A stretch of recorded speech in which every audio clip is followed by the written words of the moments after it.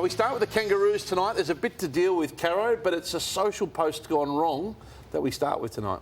Well, this is just a small issue in itself on its own, but because Jason Horne-Francis is such a symbol of what North Melbourne is hoping it will become in the next couple of years, Channel 7's Instagram, they do a fake trade situation.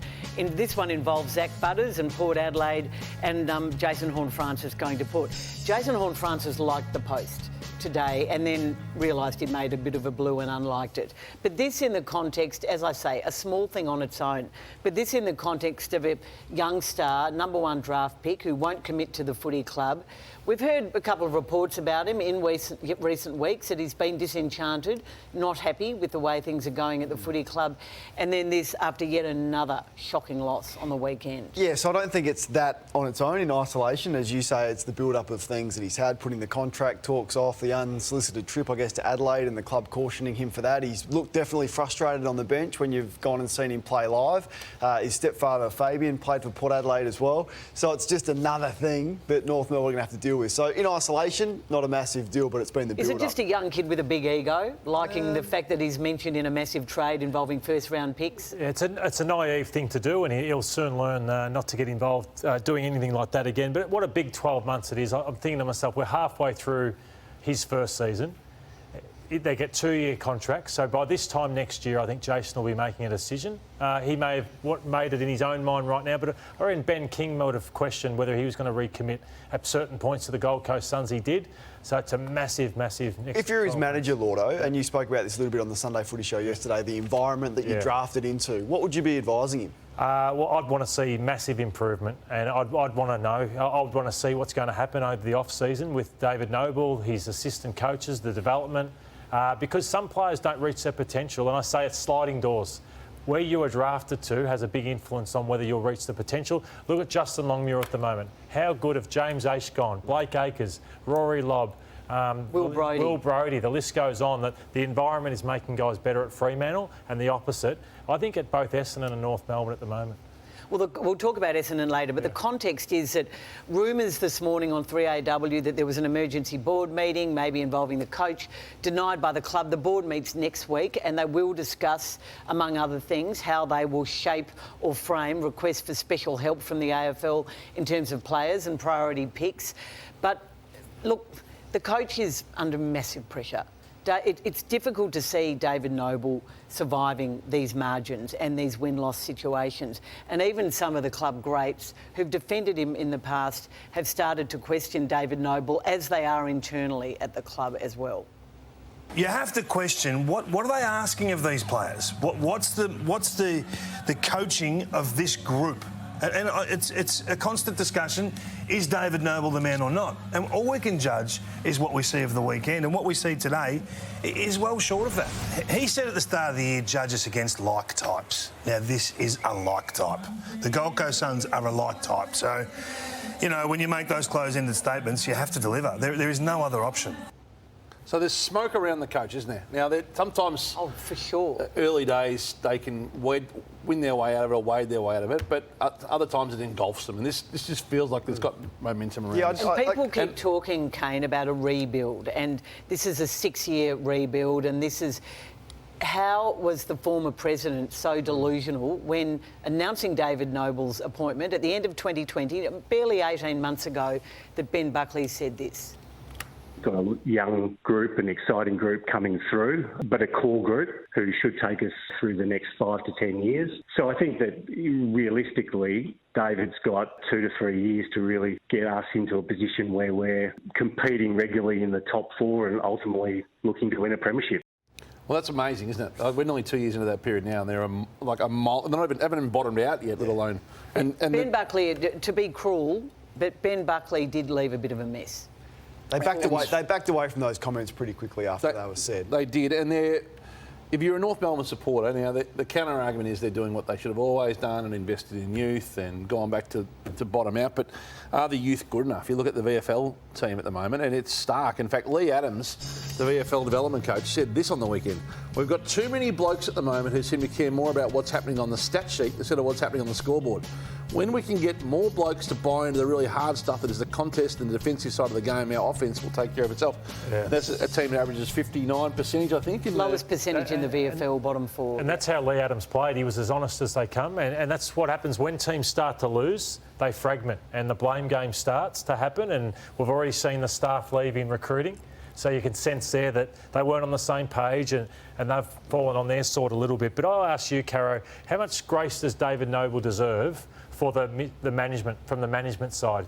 I heard a saying once, the fish rots at the head.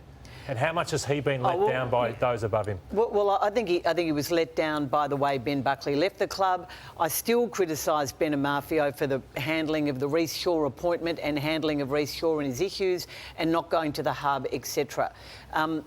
They're saying, we know that Ben Amafio had some seriously bad relationships with a couple of the footy staff and one in particular who's left a few weeks ago. So there are clearly other problems at the footy club, but I think in the end, I don't underestimate the role of the senior coach, and I think there is absolutely no plan, it seems to me, on the field when I watch that. Well, their list is so bad, and that's what we've spoken about on this show repeatedly this year. He's only got what he can work with. Now, any coach can go in there and you give him the list that North Melbourne have got. Alistair Clarkson is not going to make an immediate impact with the mistakes that have been made. To see Logan McDonald again on Saturday night kick another 3 goals and have 16 possessions and Will Phillips. So this mistake after mistake.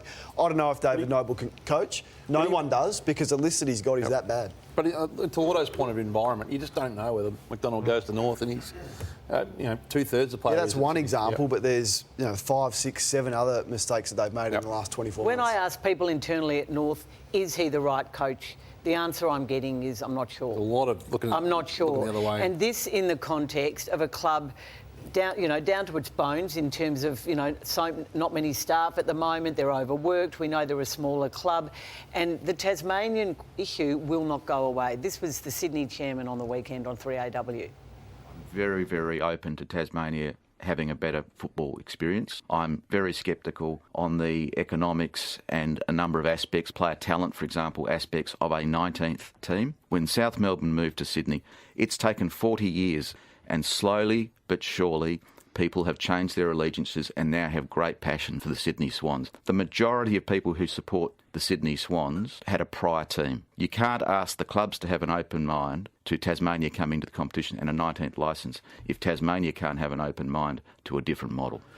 Well, they don't want a different model. They don't want North Melbourne. But Kane, Sonia Hood, the chairman, who's inherited a lot of this, says they need a good teaching coach, and that's why they're not going to bring in someone like Alistair Clarkson. Yeah. They're going to stick with David Noble. That's and you can make some other changes around What can you do? Well, you can go and get Mark Williams for a start and make him feel loved, pay him a few $100,000. This is Choco a few hours before the game on the weekend. What role? He's out there, I think, coaching director / development / culture, whatever name you want to give to his title. Success follows him. Look at him on the bench. So you can go and get Paul Roos and have him as an advisor. Paul Roos isn't going to sit on the bench and be involved with the players. This is the passion that he brings. Clearly the best teacher the game has seen in the last 20 years.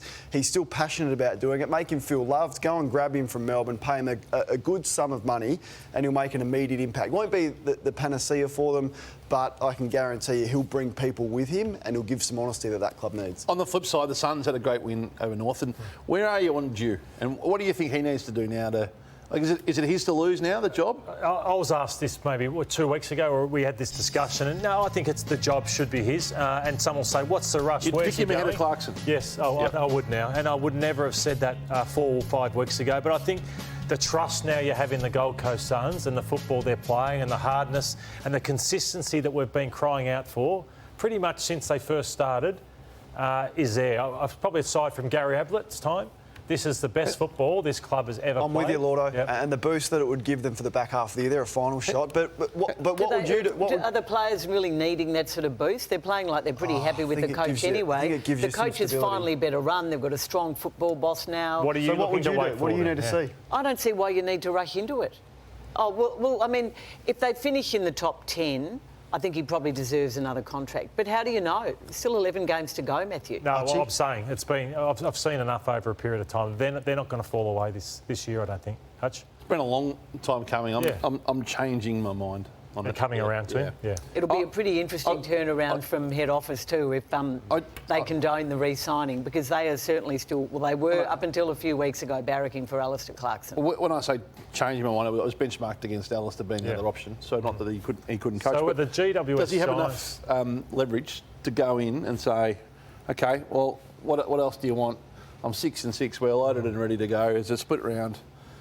Commit to me, or I'm going to have to start listening to it. I'm just not sure if there's another club though at this point in time. Well, I wonder whether Port aren't there for him if Hinkley moves. I think the back half of the year opportunities and clubs will open up and there'll be significant change. But you've got a good one. I'd commit to him right now.